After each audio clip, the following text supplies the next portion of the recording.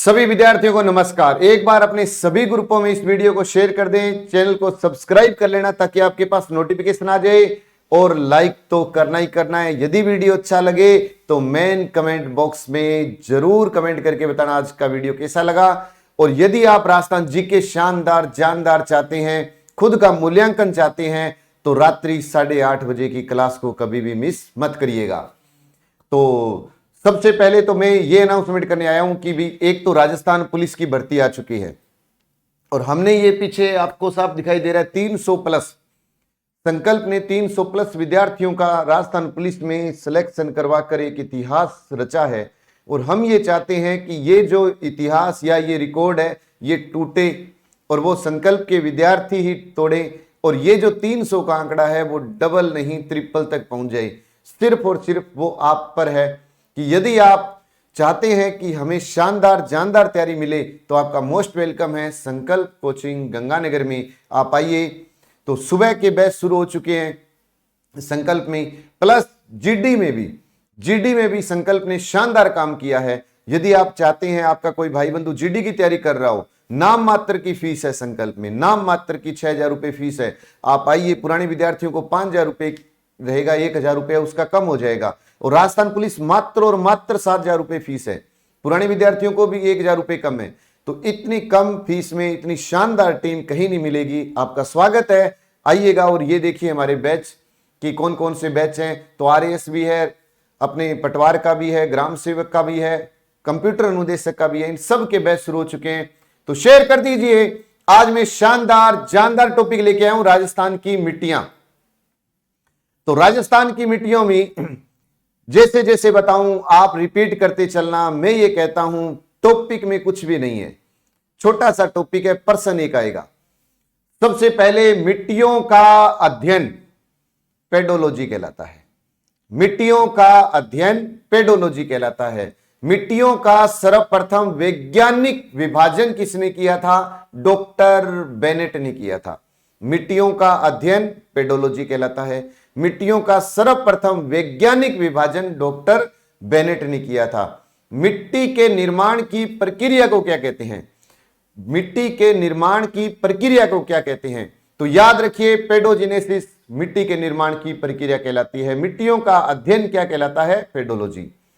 मिट्टियों का सर्वप्रथम, या मैं कह दूं कि मिट्टी के निर्माण की प्रक्रिया के बाद में कि मिट्टी को कृषि विभाग ने कितने भागों में विभाजित किया? तो 14।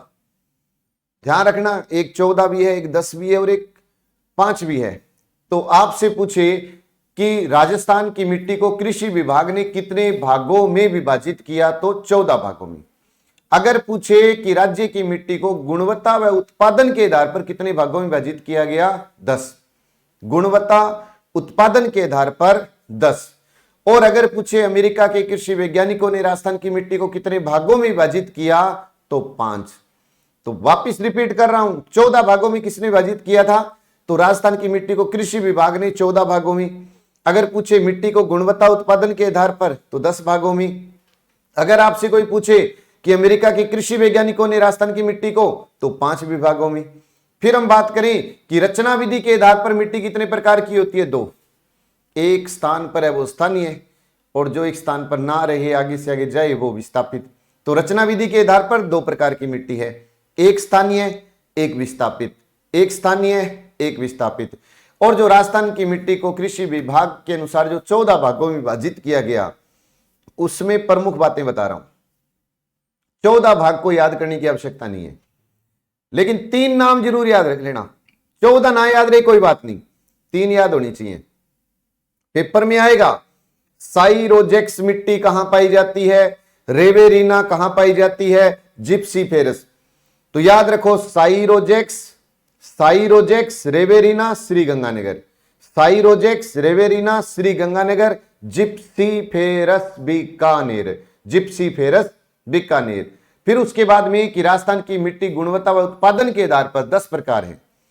अब मिट्टी उत्पादन के आधार पर, गुणवत्ता के आधार पर 10 प्रकार है। ये 10 रेतीली बलुई मिट्टी, भूरी मिट्टी, लवणीय मिट्टी, पर्वतीय मिट्टी, लाल मिट्टी, लाल लोमी मिट्टी, ना लाल पीली मिट्टी, या अपने कहीं काली मिट्टी, भूरी मिट्टी, जलोढ़ या दोमट मिट्टी। लेकिन इसके अंदर जो इंपॉर्टेंट क्वेश्चन है वो आएगा कि रेतीली बलुई मिट्टी। प्रश्न पूछा जाता है कि राजस्थान में सबसे ज्यादा कौन सी मिट्टी पाई जाती है, तो आप ये कह देना रेतीली बलुई मिट्टी। पश्चिमी राजस्थान में है रेतीली बलुई, उत्तर पश्चिमी राजस्थान में आप सब जानते ही हैं। या वो पूछेगा इन्हीं 10 मिट्टियों में सबसे ज्यादा उपजाऊ मिट्टी कौन सी है, तो कह देना जलोढ़, दोमट या कछारी या कांपीय मिट्टी। सबसे ज्यादा उपजाऊ है जलोढ़, दोमट, कछारी या कांपीय मिट्टी। अगर पूछे कैसे कपास के लिए, कैसे कोटा संभाग में कैसे काली मिट्टी, याद हो गया, हाड़ौती प्रदेश काली मिट्टी, कपास के लिए काली मिट्टी। तो इसको याद रख लेना कि अगर आपसे पूछे सबसे ज्यादा तो रेतीली बलुई, उपजाऊ कौन सी है जलोढ़ या दोमट, जलोढ़ या दोमट। फिर उसके बाद में आपसे पूछे कपास के लिए तो काली मिट्टी, कपास के लिए काली मिट्टी। और एक लवणीय मिट्टी आए तो याद रखो लूणी नदी में लवणीय मिट्टी, लूणी नदी में लवणीय मिट्टी। और लवणीय मिट्टी को रेह कल्लर ऊसर भी कहते हैं। लूणी में लवणीय मिट्टी, काली कोटा संभाग, उपजाऊ तो नदियों की जलोढ़ मिट्टी, राजस्थान में विस्तार तो रेतीली बलुई मिट्टी। फिर हम बात करते हैं जो 5 भाग थे मिट्टियों के, वैज्ञानिक विभाजन किया था 5 भागों में, एरिडी, एंटीन, सेप्टी, वर्टी और अल्फी। उनमें पूछे सर्वाधिक मिट्टी कौन सी पाई जाती है, तो एरिडी सॉइल्स व एंटी सॉइल्स। कि सबसे ज्यादा कौन सी मिट्टी है, aridisols, entisols, aridisols, entisols. 5 कौन कौन सी थे, एरिडी, एंटी, इंसेप्टी, वर्टी, अल्फी। 5 याद रख लेना, एरिडी, एंटी, इंसेप्टी, वर्टी, अल्फी। पश्चिमी राजस्थान में 2 मिट्टी है, एरिडी, एंटी, एरिडी, एंटी, इंसेप्टी दक्षिण पश्चिमी राजस्थान में, इंसेप्टी दक्षिण पश्चिमी राजस्थान में, वर्टी दक्षिण पूर्वी राजस्थान में काली मिट्टी कोटा संभाग वाली वर्टी, अल्फी पूर्वी राजस्थान में। आप बताओ पूर्वी राजस्थान तो पूर्वी मैदान, और पूर्वी मैदान नदियों का मैदान, जलोढ़ या दोमट। अल्फी एल्फी से बनाए, एल्फी आती है ना 2 रुपए वाली चिपचिपी चिपकाने वाली, 2 रुपए में ही काम पक्का कर देती है, उसी एल्फी से बन गया अल्फी। तो अल्फी मिट्टी कहां पाई जाती है, पूर्वी राजस्थान में। एक तो आता है दिशा, एक आजकल क्वेश्चन आने लग गया जलवायु प्रदेश में। तो एरिडी, एंटी पश्चिमी राजस्थान में जलवायु शुष्क, तो एरिडी भी शुष्क, एंटी भी शुष्क। इनसेप्टी उपाद्र जलवायु प्रदेश, इनसेप्टी उपाद्र जलवायु। वर्टी, अभी मैंने कहा अभी वर्टी को आप काली मिट्टी समझ लो, हाड़ौती प्रदेश समझ लो, तो अति आद्र जलवायु प्रदेश। अल्फी पूर्वी मैदान है तो आद्र, क्योंकि 5 जलवायु प्रदेश से शुष्क, अर्ध शुष्क, उपाद्र, आद्र, अति आद्र, तो उसमें से अर्ध शुष्क को छोड़ दिया हमने, तो जो एरिडी एंटी है वो तो शुष्क हो गया।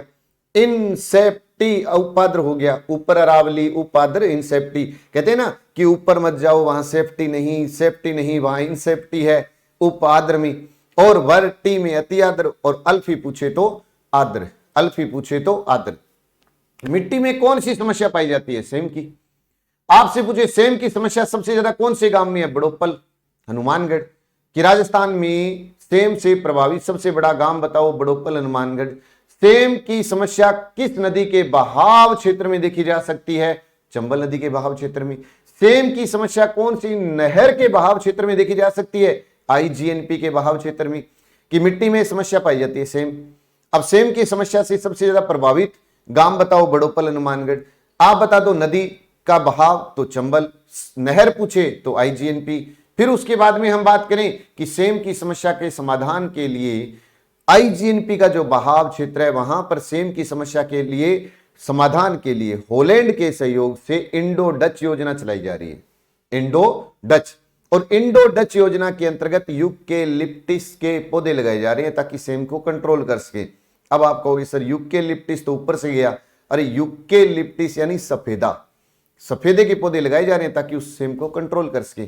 और जो चंबल नदी है ना वहां पर सेम की समस्या को कंट्रोल करने के लिए राजाड़ परियोजना भी चलाई जा रही है।